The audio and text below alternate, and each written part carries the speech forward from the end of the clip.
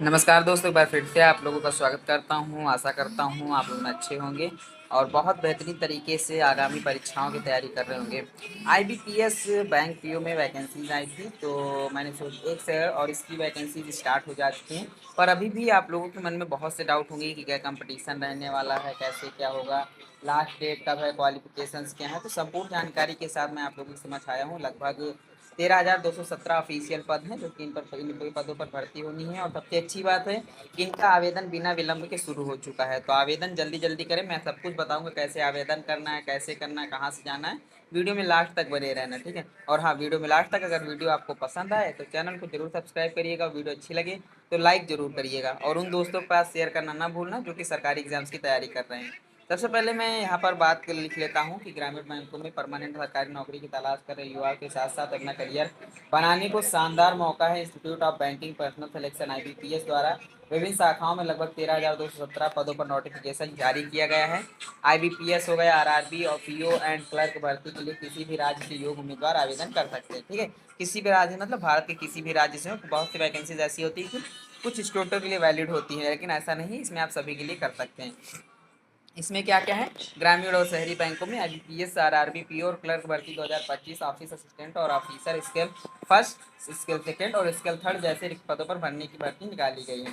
Banking sector में अपना future बनाने और अपने सपनों को पूरा करने के इच्छुक अभ्यर्थी लास्ट डेट 21 सितंबर तक कभी भी ऑनलाइन फॉर्म जमा कर सकते हैं। इसके अलावा आईबीपीएस आरआरबी वैकेंसीज 2025 के तहत पीयू के क्लर्क पदों के लिए यहाँ पर आपको आवेदन की तारीखों से लेकर चयन प्रक्रिया और सैलरी के हर जवाब मैं आपको दे दूंगा, ठीक है। तो वीडियो में लास्ट तक बने रहना, मैं सारी जानकारी आपके साथ बता दूंगा। सबसे पहले तो जान लेते हैं कि फॉर्म वगैरह कब से शुरू हुआ था। तो आईबीपीएस आरआरबी पीओ और क्लर्क की भर्ती के लिए ऑफिशियल एडवर्टाइजमेंट 1 सितंबर 2025 को जारी किया गया है। नोटिफिकेशन जारी करने के साथ ही आवेदन प्रक्रिया भी शुरू कर दी गई है। उम्मीदवार आवेदन करने की लास्ट डेट 21 सितंबर से कभी भी फॉर्म जमा कर सकते हैं, लेकिन मैं कहूँगा कि आप लोग आज ही फॉर्म भर दीजिए। भी मैं सब कुछ बता दूंगा कि कितनी फीस वगैरह लगती है। सबसे पहले यहाँ पर जान लीजिए कि कौन कौन सी पोस्टें हैं।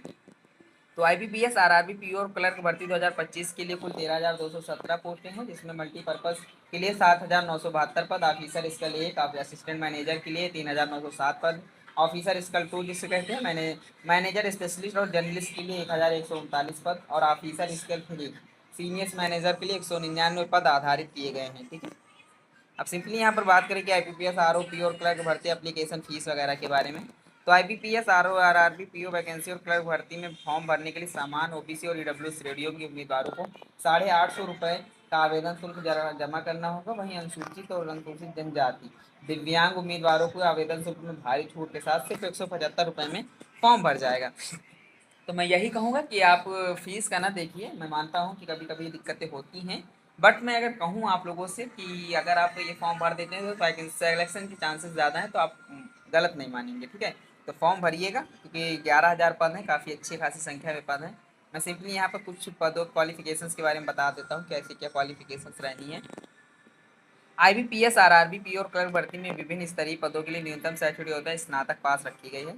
वहीं पद अनुसार निर्धारित योग्यता विवरण आप यहाँ देख सकते हैं। जैसे अगर मैं बात करूँ office assistant, multipurpose and officer scale first में जो आते हैं असिस्टेंट मैनेजर, ठीक है। इनकी आरआरबी में ऑफिशियल मॉनिटरिंग मल्टीपर्पज और ऑफिसर स्कैन एक की सहायक प्रबंध भर्ती के लिए आवेदन के लिए अभ्यर्थी किसी मान्यता प्राप्त विद्यालय से कम स्नातक उत्तीर्ण होना चाहिए। वहीं आईबीपीएस स्केल टू के बारे में बात करूं तो जनरल बैंकिंग ऑफिसर जैसे होते हैं, इनके लिए भी स्नातक का प्रावधान रखा गया है, स्नातक कंपलसरी रखा गया है, ठीक है।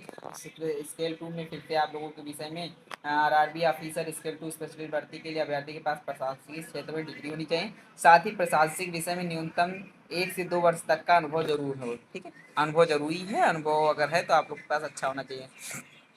एज लिमिट के बारे में बात करूं तो अगर आप ऑफिस असिस्टेंट मल्टीपर्पज़ के लिए फॉर्म भर रहे हैं तो 18 से 28 साल। अगर आप ऑफिसर स्केल असिस्टेंट मैनेजर के लिए भर रहे हैं तो 18 से 30 साल। अगर आप ऑफिसर स्केल सेकंड मैनेजर के लिए भर रहे हैं तो 21 से 32 साल।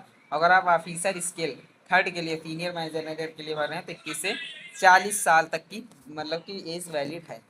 उसके बाद यहाँ पर सिंपली मैं बात करूँ कि क्लर्क भर्ती की एज लिमिट के बारे में सारी जानकारी जैसे कि मैंने आपको बता दी थी। यहाँ पर मैं सिलेक्शन प्रोसेस के बारे में बात करता हूँ। तो सिलेक्शन प्रोसेस जो है आप लोगों का, IBPS RRB PO and clerk vacancy 2025 के लिए आवेदन करने वाले उम्मीदवारों का चयन लिखित परीक्षा, साक्षात्कार और दस्तावेज सत्यापन के साथ चिकित्सा परीक्षण के आधार पर किया जाएगा। पद के अनुसार चयन प्रक्रिया में निम्नलिखित चरण शामिल होंगे। सबसे पहले आपका प्रारंभिक परीक्षा होगा, जिससे आप सीबीटी फर्स्ट कह सकते हैं, मुख्य परीक्षा सीबीटी टू। फिर ऑफिशियल स्केल अगर आप लोग हैं तो ऑफिशियल स्केल में भी प्रारंभिक परीक्षा होगी, मुख्य परीक्षा होगा और इंटरव्यू है। ठीक है, ये चीज़ याद रखना कि ऑफिशियल स्केल फर्स्ट में इंटरव्यू है, ऑफिस असिस्टेंट मल्टीपर्पज में इंटरव्यू का प्रावधान नहीं दिया गया है। ऑफिसर स्केल के बारे में बात करूँ, ऑफिसर स्केल 2 और 3 के लिए सिंगल एग्जामिनेशन होगा और साक्षात्कार होगा, दो चीज़ें होनी है, दो के बाद आपका सिलेक्शन हो जाएगा। ठीक है, अब यहाँ पर कुछ फाइनल मेरिट लिस्ट वगैरह तो आप जानते ही बनती है, उसके बाद सिलेक्शन होगा, इसलिए इसको आप लोग देख लीजिएगा। IBPS RRB PO clerk exam pattern के बारे में बात करूँ तो IBPS RRB PO clerk exam के सभी पेपर के लिए ऑनलाइन माध्यम से कराया जाएगा। गलत उत्तर के लिए 0.25 अंकों की निगेटिव मार्किंग स्कीम लागू की गई है। 3 पदों के लिए 2 पेपर होंगे, उसके फर्स्ट पेपर में अभ्यर्थी को न्यूनतम निर्धारित अंक योग्यता प्राप्त करना आवश्यक है। सेकंड पेपर में आप लोगों को जो है मेरिट में बनाया जाएगा। ठीक, IBPS RRB PO क्लर्क भर्ती में ऑफिस असिस्टेंट और ऑफिसर स्केल 1 के लिए प्रीलिम्स और मेंस 2 पेपर होंगे, जबकि ऑफिसर स्केल 2 और 3 के लिए सिंगल पेपर के बाद इंटरव्यू होगा। ठीक है, लिखित परीक्षा को बेहतरीन तैयारी करने के लिए उम्मीदवार ऑफिशियल वेबसाइट पर जाकर IBPS RRB PO और क्लर्क सिलेबस की PDF डाउनलोड कर सकते हैं, जो कि इनकी वेबसाइट पर अवेलेबल है। मैं आपको सैलरी स्ट्रक्चर बता देता हूँ। वो तो वैसे भी आप जानते हैं कि सरकारी में सैलरी अच्छी है। अगर आप IBPS RRB PO officer scale first की भर्ती के लिए चयनित उम्मीदवार 48,480 रुपये तक बेसिक वेतनमान दिया जाएगा। वहीं प्रोमोशन पीरियड समाप्त होने के बाद महंगाई भत्ता, मकान किराया भत्ता, अन्य भत्तों के सहित इन हैंड सैलरी कुल 74,561 रुपये तक की हो जाती है। वहीं IBPS RRB clerk office assistant भर्ती के लिए चयनित उम्मीदवारों की शुरुआती बेसिक सैलरी 19,900 रुपये तक प्रतिमाह मिलेगी, जबकि विभिन्न भत्तों को मिलाकर इन्हें इन हैंड 45,000 रुपये तक का दे दिया जाएगा। पद के अनुसार वेतनमान की विस्तृत जानकारी के लिए आप आधिकारिक वेबसाइट से चेक कर सकते हैं। एक ऑफिशियल नोटिस मैं आप लोगों को दिखा भी दूंगा।